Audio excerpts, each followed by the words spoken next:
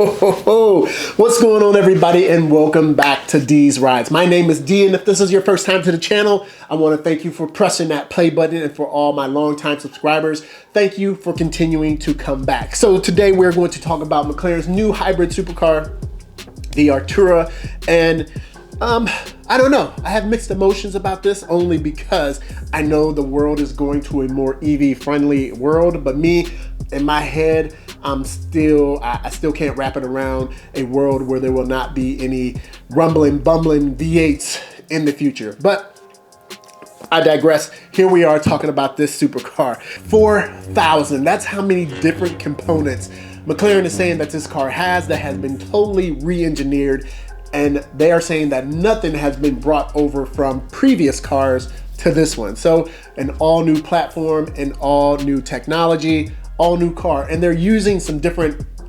resins and carbon fiber and core materials that's used to keep this car low in weight and as stiff as possible. McLaren, that has been a main staple with McLaren as far as keeping cars low weight, and especially when you have this new hybrid technology which can potentially have you gain weight, they made sure that they paid close attention to ensuring that they didn't bulk up the weight too much. This car is coming in at 3,300 pounds, and that is due to this new technology that they are using, or this new architecture that they're using, called the MCLA, and that's the McLaren Carbon Fiber Lightweight Architecture. So along with the hybrid technology and then the lightweight materials, they're able to bring a car that normally would probably weigh a lot more, but they're able to shave weight and also keep this car as stiff as possible. So as always with McLaren's, this car is going to be a lightweight supercar. I don't think I've ever heard of a time where there's been a McLaren owner that said,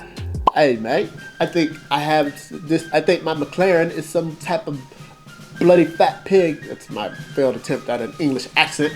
But I've never heard a McLaren owner say anything about the weight. It is cold outside. That is why I have on my good Blenders beanie. Make sure you go over to blenderseyewear.com. They have beanies, they have snow goggles over there. Make sure you go ahead and use my code DZRD16 for 16% off. So this car has a weight distribution of 42 to 58, and with a mid-engine car, you would expect that type of ratio.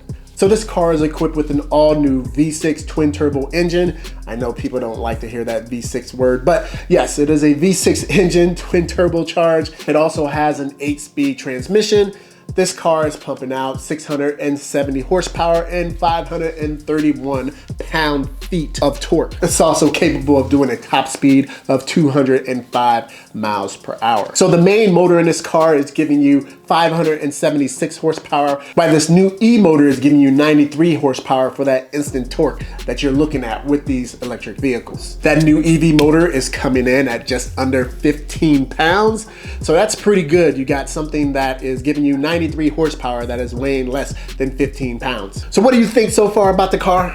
Do you think that it's living up to the hype? Do you think it's kind of, is it where it needs to be? 670 horsepower is not a slouch whatsoever, especially with the way McLaren usually does things. That car is gonna be close to doing rear wheel 670 horsepower. So if that is the case, this is gonna be a beast. And then with that instant torque from the E-motor, it's gonna be a car to watch out for. Now the E-motor's throttle response is supposed to be twice as fast as the gasoline variant, and the E-motor is also only weighing a little under 15 pounds. So you get 93 horsepower, and that component is only weighing 15 pounds. So impressive numbers for sure. What we're about to do right now is we're gonna head on over, check out the configurator, and we're going to build our own McLaren and see if this is something that I may get, because you never know. I don't have a car anymore. Well, I have a car, but I don't have a sports car anymore. And so let's check it out. But first, please head on over to dsrides.com, and that's where you can find all my vlogs, how-tos, car reviews, product reviews, any type of reviews that I have. You'll find it over there. And we'll also start to do some merch over there and different things like that. And so make sure you check it out and support the channel by supporting the website. So now we are going into the configurator to configure our own McLaren Artura. So as you can see here, you have 4 different packages or trim levels: standard, performance, tech luxe, and vision. So from what I have seen, I enjoy the vision package. And so as you can see here, it has all these different options: the Napa leather and 12 color interior ambient lighting, which I really like. So we'll go ahead and check that off. And if you saw, it actually changed the interior to this dove gray, and you can't see it right now, but once we go into the interior, it gives it this flux green piping that looks really, really hot. So we're gonna go with that vision package. Color. So the color that we're picking, I would do something just a little bit crazy, a little bit radical. So I am going to, I'm not a fan of green, but I think this flux green would look pretty dope, and then maybe have some interior portions of it in orange. I think green and orange is a really nice package or color contrast to have. So wheels, I'm always a fan of black wheels, and I would actually go with the 10 spoke. And so it would definitely be black wheels. Yeah, so I like that. So exterior, I would get the McLaren Special Operations carbon fiber pack. So that changes the splitter here and gives you some carbon fiber accents. And so let's see, fender louvers, definitely would change those out. I am not a fan of having fender louvers that are color matched to the car, so I would go with some black carbon fiber ones just to break up the color. Exhaust, I would, of course this is a sport exhaust, that would just change the sound. Let's see, I would go for a stealth look rather than a silver look for the exhaust tips. And the engine cover, which you really can't see, probably whatever is cheapest, I would probably go with that, because if you can't, you can see it here a little bit, but for all intents and purposes, you're not going to be able to get to that. So, which is unfortunate about these cars, because you can't work on them really. All right, so let's go to the interior. So like I said, I really like the vision package, and that comes with dove gray, jet black, and flux green accents. And then it also has the ambient lighting, which I think is a nice touch to it as well. Let me see what this jet black and carbon, but no, with orange accent. Let's see what that's about. Yeah, you can do that as well, but I'm really liking the dove gray, so we'll go ahead and keep the dove gray. There is 3 types of seats that you can have. You have the one that you can adjust. So here's the ones you can adjust. As you can see, it has a brake here for you to be able to adjust it back and forth. These other 2, the club seats, you're not able to do that. And I think once I change it to the MSO harness bar and the 6-point harnesses, I think that you can only get the club seats without the adjusters. So let's go ahead and do that right now. Actually, let's do this. Let's go back up. Seat belts, seat type.